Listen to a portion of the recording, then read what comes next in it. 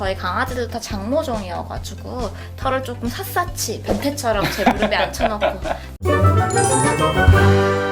네, 안녕하세요. 나는 수의사다 시즌2로 다시 돌아온 수의사 아직원입니다. 안녕하세요. 안녕하세요. 지금 하잖아요.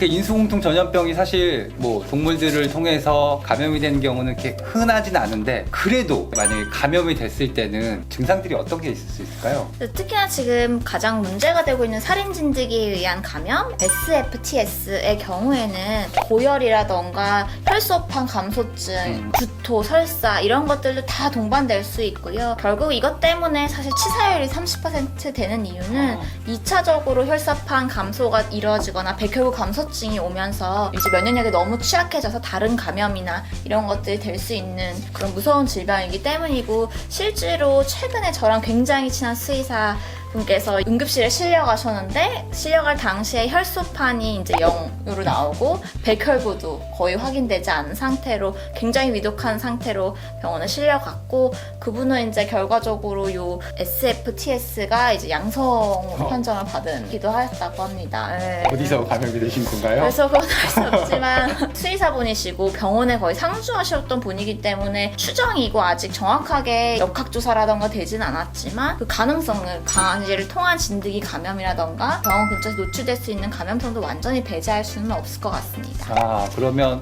혹시 진료 받으러 온 아이 중에 진드기에 감염이 됐었던 애가 있었을 수도 있고, 그쵸. 네. 그러면 그 아이의 보호자분도 위험할 수도 상황일 수 네, 있죠. 있겠네요. 네. 네. 진드기는 꼭 예방을 철저히 하는 거를 추천드립니다. 그럼 이러한 여러 가지 이런 진드기 뭐 매개 질환이라던가 어떻게 예방을 해야 될까요? 우선 기본적으로 저희가 이제 매달 추천드리는 예방은 기본적으로 심장사상충, 그리고 그 외 진드기가 있는데, 진드기 예방하는 제품들은 다양한 제품들이 나와 있죠. 그래서 저희가 바르는 제품, 먹는 제품, 그리고 또 목에 차는 제품, 뭐 3달에 한 번만 해주면 되는 제품 등 여러 가지 제품군이 있습니다. 그래서 그 중에 뭐 가장 선호하시는 제품이 있을까요? 아무래도 편한 거는 발라주는 주는 제품이지 게, 않을까요? 네.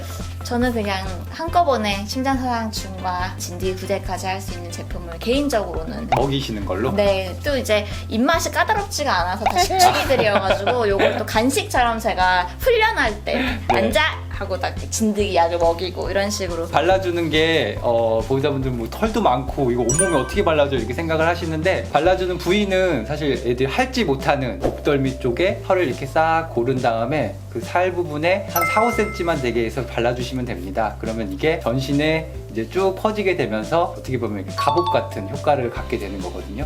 진드기가 이렇게 물었을 때 피를 빨게 되잖아요. 네. 빨면서 그 약품까지 같이 먹게 되면서 진드기가 살지를 못하고 이게 떨어지게 되는 거고요. 근데 이제 간혹 이렇게 스파돈 제품이라고 하는데 네. 피부에 이렇게 점적을 했을 때 피부에 이렇게 좀 과민 반응이 생기는 아이들이 있어요. 맞습니다. 빨개지거나 혹은 뭐 털이 빠진다거나 그런 이렇게 부작용들이 일어나는 아이들이 있어서 요새는 그냥 먹어서 예방이 되는 그런 외부기생충 약들도 같이 나오고 있는 것 같아요. 보호자분들께 제가 항상 강조하는 거는 뭐든지 걸려서 오면 병원비가 훨씬 더 많이 나와요. 그래서 예방의 중요성, 심장사상충도 마찬가지고, 맞아요. 심장사상충 예방은 뭐 10,000원 미만이면은 매달 하실 수도 있을 수 있는데, 만약에 정말 치료를 하게 되면 정말로 많은 비용이 들게 되고 치료 자체도 굉장히 어렵죠. 네. 네. 그거 말고도 최근에 저희 병원에 이제 바베시아도 굉장히 많이 내원을 맞아요, 했었죠. 맞아요. 네. 네. 이런 것들은 전부 다 감염이 되게 되면 빈혈도 심해지고 수혈도 여러 차례 들어가야 될 수도 있고, 비용적으로도 예방을 하시는 게 제일 저렴한 방법이라고 생각됩니다.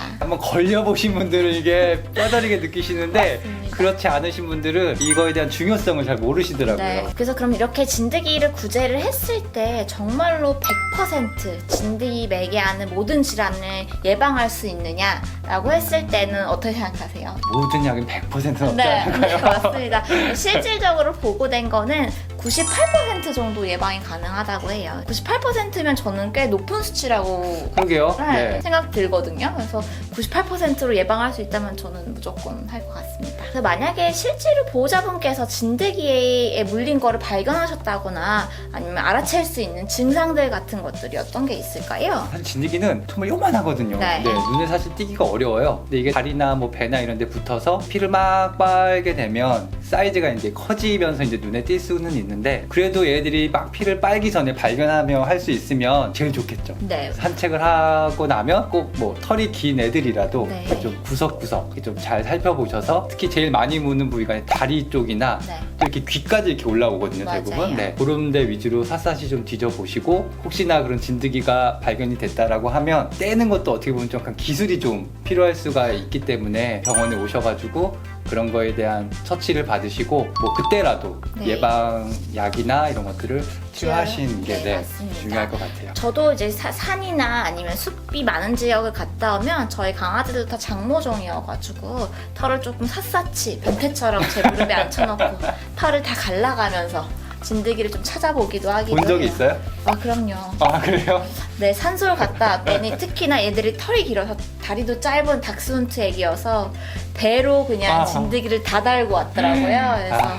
하고 바로 예방약을 투여한 적이 있답니다. 아 다행이네요. 네. 큰 문제는 네, 없어서. 그래서 진드기가 붙었다고 해서 즉각적으로 이런 질병들이 감염되는 게 아니라 잠복기를 갖고 있는 질환들이 대부분이기 때문에 그때부터는 병원에서 수의사 선생님의 처치 방법에 따라서 감염 예방을 먼저 투약하고 감염 여부를 확인하는 등의 그런 것들이 필요하죠. 아무튼 이런 인수공통 전염병 여러 가지 질환들도 있고 생명을 위협할 수 있는 그런 증상들까지 다양하게 사실 나타날 수는 있는데 너무 그런 거에 강박관념처럼 가지실 필요는 없으실 것 같고요. 충분히 예방하고 충분히 막을 수 있는 그런 방법들은 다 있으니까 혹시나 걔가 뭐 진드기에 물리거나 이런 상황이 되더라도 꼭 뭐 동물병원 수의사분들하고 상담을 나눠보시는 게 중요할 것 같습니다. 그리고 또 저희 궁금하신 거 있으면 저희 유튜브 채널 통해서 댓글이나 이런 걸로 문의 많이 주시고요. 그러면 저희는 또 다음에 또 만나요. 안녕.